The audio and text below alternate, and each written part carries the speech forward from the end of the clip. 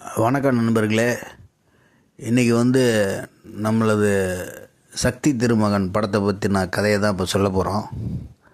இந்த படத்தோடைய டைரக்டர் என்ன கதை சொல்ல வந்திருக்கார் அப்படிங்கிறத சொல்கிறேன். இன்றைக்கி இருக்கிற அரசியலமைப்பில் இருக்கக்கூடிய வரி, ஜிஎஸ்டி போடுறது, அடுத்து அந்த ஜிஎஸ்டி வச்சு மக்களுக்கு என்ன செஞ்சுருக்காங்க அப்படிங்கிறது, இதெல்லாம் எதுக்கு செய்யாமல் இருக்கிறீங்கன்னு கேட்குறது தான் கதை. மொத்தமாக இதோடைய லைனே அதுதான். அதில் என்னென்னா, டைரக்டர் சொல்ல வர்றது, எடுத்த உடனே ஒரு விஜய் ஆண்டனி அவங்க அம்மாவும் குழந்தையாக இருக்கும்போது ஒரு ஆசிரமத்தில் சேர்றாங்க. அவங்க அம்மா அப்படியே டெட் பாடியாக தொங்குறாங்க. இன்ஸ்பெக்டர் வர்றாரு, என்னன்னு கேட்குறாங்க. இந்த மாதிரிங்க அப்படின்றாங்க. ஒரு அதிகாரி ஃபோன் பண்ணியிருக்காங்க அப்படின்னு ஒருத்தர் சொல்கிறாரு. நேராக போய் பேசுகிறாரு. பேசி முடித்தோன்னே, உனக்கு டிஜிபி போஸ்டிங் இருக்குது அப்படின்னு சொல்லிவிட்டு அந்த கொலையை மறைக்கிறாரு. அந்த குழந்தைய கொண்டு போய் ஒரு குப்பை கிடங்கில் கொண்டு போய் போடுறாரு. இதுதான் அவங்க பண்ணுற வேலை. டிஜிபி போஸ்டிங் ஆகிற அளவுக்கு திறமை இருக்கிறவங்க எந்த எவிடன்ஸ் இல்லாமல் எவ்வளோ அக்யூரேட்டாக பண்ணுவாங்களோ அது ஸ்க்ரீன் ப்ளே இல்லை. யாராவது ஒரு குழந்தைய கொண்டு போய் பொதுவான இடத்துல வச்சு அதை அந்த ஏரியா போலீஸ் இன்ஸ்பெக்டரோ அல்லது பொதுஜனமோ கம்ப்ளைண்ட் பண்ணி அதை எடுத்து இந்த குழந்தை எப்படி வந்திருக்குன்னு இன்வெஸ்டிகேஷன் போனால் என்ன ஆகும்? அது கதையில் உள்ள ஸ்க்ரீன் ப்ளே. இது தெரியாத மாதிரி என்னமோ ஜனங்கள்லாம் ஒரு முட்டாள் அப்படிங்கிற மாதிரி ஒரு கதையை பண்ணுறாங்க. அதே மாதிரி அந்த அம்மா கொலை பண்ணப்பட்டதை எந்த ஒரு எவிடன்ஸ் ப்ரூஃபும் இல்லாமல் அதை எரிச்சிடுறாங்க. அந்த எரிக்கிறதுக்கும் 1000 லீடு இருக்கும். இன்ஸ்பெக்டர் தலைமையில் மட்டுமா அது நடக்குது? இந்த லீடு இல்லாமல் இருக்கிறதுக்கு அதுக்கு ஒரு முயற்சி நடக்கணும். அந்த முயற்சி தான் ஸ்க்ரீன் ப்ளே. அது தெரியல அந்த கதையில். அது இல்லாமல் நடத்தியிருக்காரு அந்த இயக்குனர். சரி, ரைட்டு. அப்படி எடுத்து கட் பண்ணால் படம் ஒரு பஞ்சாயத்து ஆஃபீஸு, ரிஜிஸ்டர் ஆஃபீஸ் மாதிரி ஒரு ஆஃபீஸில் ஓப்பன் ஆகுது. அங்கே ஒரு அதிகாரிக்கும் 2 நபர்களுக்கும் சண்டை நடக்குது.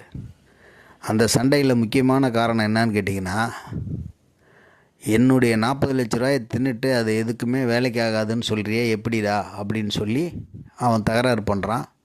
இவனும் அவனை போட்டு வலுக்கட்டாயமாக சண்டை போடுறாங்க. ஒரு அதிகாரி அப்படி சண்டையெல்லாம் போட விட முடியாது. பணம் லஞ்சம்லாம் அவ்வளோ ஓப்பனாக யாரும் வாங்குறது கிடையாது. அது முதலமைச்சராக இருந்தாலும் சரி, சாதாரண பியூனாக இருந்தாலும் சரி, அதுக்கு ஒரு டெக்னிக்கெல்லாம் வச்சுருக்காங்க. அந்தபடி தான் வாங்குவாங்க. இங்கே கொஞ்சம் ஸ்க்ரீன் ப்ளே கரெக்டாக பண்ணியிருக்கணும். யதார்த்தமும் நம்பகத்தன்மையும் உண்டாக்கப்படுவது தான் திரைக்கதை. இது இந்த இயக்குனருக்கு தெரியல. ரெண்டாவது, இந்த விஜய் ஆண்டனி ஆட்கள் அங்கேயே எப்போதும் இருக்காங்க. ஏன்னா இவங்க ஆட்கள் தாங்கிறதுக்கு அங்கே எந்த லீடும் இல்லை.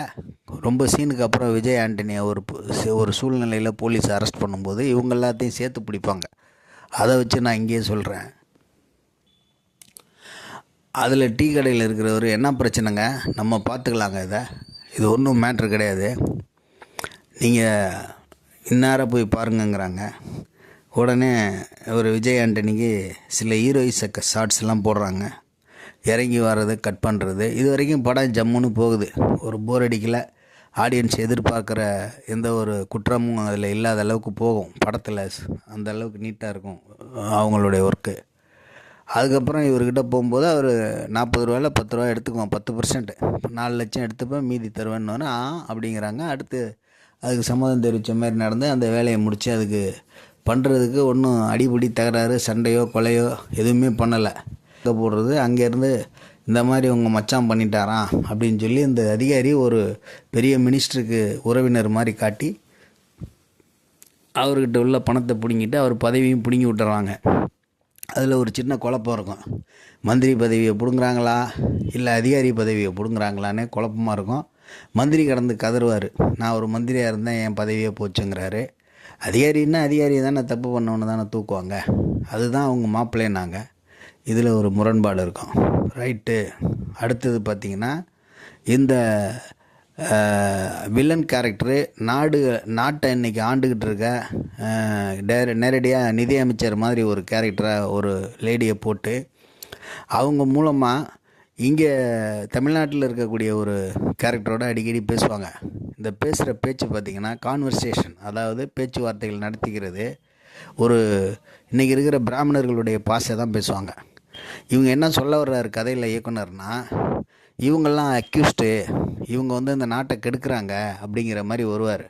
அது எப்படி கெடுக்கிறாங்கன்னு ஒன்று சொல்லிட்டு தானே நீங்கள் சொல்லணும், நீங்கள் சொல்லணும். அதை செய்யலையே நீங்கள் என்ன பண்ணணும், இந்த மாதிரி கெடுத்துருக்காங்க, இப்படி இருந்திருக்கலாம், இப்படி தான் பண்ணணும் நாட்டை அப்படின்னு சொல்லலாம். இப்போ உதாரணத்துக்கு மேடம் சொன்னாங்க, இந்த 22ஆம் தேதிக்கு அப்புறம் பணம் மழை பொழியும், ஜனங்க வாழ்க்கையில் புரளும்னாங்க. எப்படி புரளும் அப்படிங்கிறதுக்கு அர்த்தம் சொல்லணும். மினிஸ்டராக இருந்தாலும் சரி, இப்போ படத்தில் திரைக்கதையாக இருந்தாலும் சரி, புரள்றதுக்கு ஒரு வாய்ப்பு என்னென்னா, வாங்க போகிற பொருள்களில் 18% இருக்கிறத 8 ஆக்கிட்டோம், அதனால் 10% லாபமாகும்போது அந்த 10% அவங்க பிரட்டி உருட்டியோ இல்லை அதிக கடனோ கொடுத்து வாங்க வேண்டியது கிடையாது. இதுதான் அதோடைய அர்த்தம். வேறு மாதிரி பணம் புரளும் அப்படின்னா கையில் கொண்டாந்து கவர்மெண்ட்லேருந்து 18% கொடுக்க போகிறதில்ல.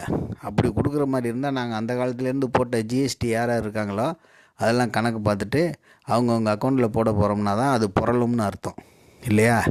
இதை வந்து என்ன பண்ணுவார்னா, டைரக்டர் இவங்களை வந்து டைரெக்டாக ஊர் ஆளுக ஜனங்க இப்படி ஒரு 4 பேர் எந்திரிச்சு அவங்களுக்கு எதிர்த்து, அவங்களுக்கு அதிகாரிகளை எதிர்த்து, அரசியல் சம்மந்தப்பட்ட சாசனங்களில் எலெக்ஷன் மூலமாகவோ அல்லது கரெக்டான பொறுப்பில் இருக்கிறவங்களையோ நாட்டில் இருக்கிறவங்களையெல்லாம் எதிர்க்கிற மாதிரி ஒரு கேரக்டராக ஹீரோ உண்டாக்கியிருக்கார். அந்த உண்டாக்கியிருக்கிற விதம் தவறு அப்படின்னு நான் சொல்கிறேன். ஏன் உண்டாக்கியிருக்கிற தவறுனா, ஒரு அமைப்பில் இருக்கிறவங்க அவங்க ஒரு ஆர்எஸ்எஸ்லேருந்து வந்திருக்காங்கன்னு காட்டுறாங்க. மெயினாக தான் அதை ஓப்பனாக சொல்கிறேன். நான் படத்தில் அப்படி தான் இருக்கும். இந்த மாதிரி வர்றவங்க நாட்டை கெடுக்கிறாங்கங்கிறத சொல்கிறாரு. நாட்டை கெடுக்கிறாங்களா, நாட்டை வளர்ச்சி அடைய வைக்கிறாங்களா அப்படிங்கிறது அதில் ஒரு ஸ்க்ரீன் பிளே இருக்கணும். அது எப்படி நாட்டை கெடுக்கிறாங்க அப்படின்னா, அவங்க போடுற வரி மூலமாக கெடுக்கிறாங்கன்றாரு. சரி, அதுக்கப்புறம் வேறு எப்படி கெடுக்கிறாங்க அப்படின்னா, நிறைய கொள்ளைகள் பண்ணுறாங்கன்னு காட்டுறாங்க. இன்றைக்கி இருக்கிற அரசாங்கம் என்ன கொள்ளைகள் பண்ணுது? எதுவும் பண்ணலை. ஜனங்க பண்ணுவாங்க, அதை அரசியல் பகடக்காய்க்காக பயன்படுத்துவாங்க. அது எல்லா கட்சிக்கும், எல்லா அமைப்புக்கும், எல்லா அதிகாரிகளுக்கும் அந்த தன்மை உண்டு. இது அதில் உள்ள முக்கியமான விஷயம். அடுத்தது பார்த்திங்கன்னா, இந்த அதிகாரிகள்லாம் ஏன் இப்படி பண்ணுறேன் என்ன ஏதுன்னு சொல்லும்போது நடுவில் ஒரு கொலை வேற பண்ணி விட்ருவார். யார்? ஹீரோ. எப்படி பண்ணுவார்னா, ரொம்ப ஃப்ரெண்ட்லியாக மூவ் பண்ணிக்கிட்டு இருக்கவர். அவர் எதுக்காக மூவ் பண்ணோம், அவர் பிள்ளையை கொன்னவரை ஏன் இவர் அவ்வளோ அர்ஜெண்ட்டாக போய் கொல்லணுங்கிற மாதிரி ஒரு இன்டர்சிட்டி அவருக்குள்ளே வருது அப்படிங்கிறதுக்கு ஸ்க்ரீன் பிளே இல்லை. டக்குன்னு கொலை பண்ணவனை போய் அங்கே ஏதோ ஒரு 2 நாள் ட்ரெண்ட் அடித்து அவனை கொன்னுடுறாரு. கொன்று முடிச்சுட்டு தான் அது ஏதோ ஒரு சின்ன பையனை வச்சு கொலை பண்ணுற மாதிரி ஒரு சீனை போட்டு நேரடியாக வந்துடுறாரு. இவ்வளோ நாளாக கொலை பண்ணாமல் சாமர்த்தியத்திலே காய் நகர்த்திக்கிட்டு இருந்த ஹீரோ இப்போ முதலாக கொலை பண்ணுறாரு. அதுவும் படத்தோடைய மெயின் வில்லனான அந்த பிராமண பாஷை பேசக்கூடிய அந்த கேரக்டருக்கு மச்சானை போய் கொண்டுடுறாங்க. அவர் ஒரு பிரின்ஸிபல், ஸ்கூல்லாம் வச்சுருக்காரு. இந்த கொலை நடந்து முடிஞ்ச பிறகு அதுக்கு அடுத்து கொஞ்சம் நேரம் கழித்து இன்ட்ரோல் பிளாக் வருது. இன்ட்ரோல் பிளாக்கில் இவர் யார் அப்படின்னா, டக்குன்னு இவர் கொலை செய்ய சொன்னவர் அந்த மெயின் வில்லன் கேரக்டர் பிராமண பாஷை பேசுகிறவர் தான் ஆரம்பத்தில் ஆடியன்ஸுக்கு அண்டர்ஸ்டூட்டாக இருக்கும். ஆனால் ஹீரோவுக்கு அண்டர்ஸ்டூட்டாக அதுதான் சொல்லி கொலை பண்ணப்பட்டிருக்கோன்றது தெரியாது. ஆனால் நம்ம அதை தெரிஞ்சுக்கிற மாதிரி டைரக்டர் அதெல்லாம் எடுத்து 4 ஷாட்டு போட்டுட்டு அந்த குழந்தைய குப்பை தொட்டியில் அந்த குப்பை கிடங்குல இருந்து கிடக்கிறத ஒரு ஷாட்டை போட்டுட்டு இன்ட்ரோல் விட்றாங்க. சரி,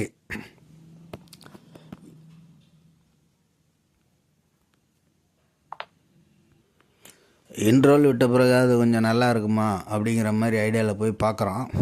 அப்பவும் பார்த்திங்கன்னா இதை ஏன் பண்ணலை அதை ஏன் பண்ணலைங்கிறாங்க.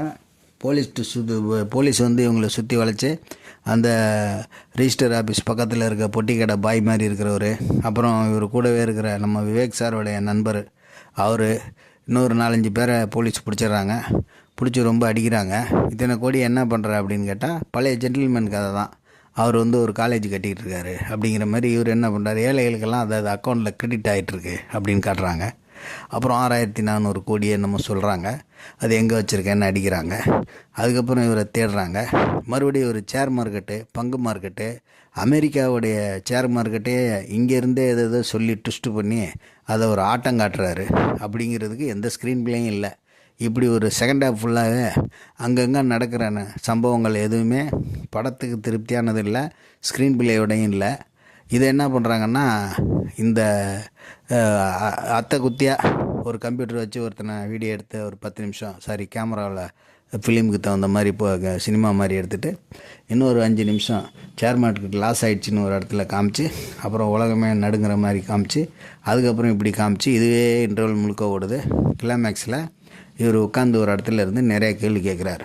வரி வாங்குறியே, இதை செஞ்சியா, அதை வாங்குறியே, இதை செஞ்சியா, என்ன இருந்தாலும் வரி தானே வாங்குறாங்க, அதுக்கு என்னென்ன மாதிரி சொல்யூஷனாக பண்ணலாம் அப்படிங்கிறது ஸ்க்ரீன் ப்ளே பண்ணி அதை நீ ஒரு பாட உணர்வாக சொல்லு. இங்கே இதுதான் பாக்கியராஜ் சார் நம்ம பாராட்டணும்.